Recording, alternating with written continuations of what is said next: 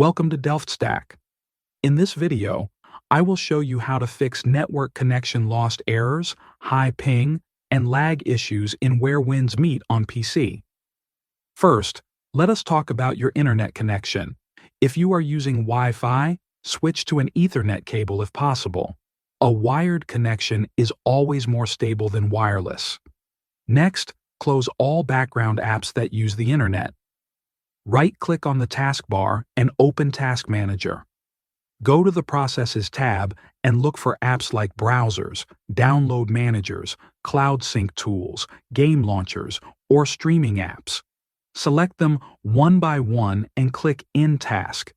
This frees up bandwidth so the game can use your full connection and reduces ping and lag. Next, we will change your DNS settings. This can improve connection stability and speed. Right-click on the network icon in the system tray and open Network and Internet Settings. Click Advanced Network Settings, then Network Adapter Options. Click on your active connection and choose Edit on More Options. Double-click Internet Protocol version 4. Select Use the following DNS server addresses.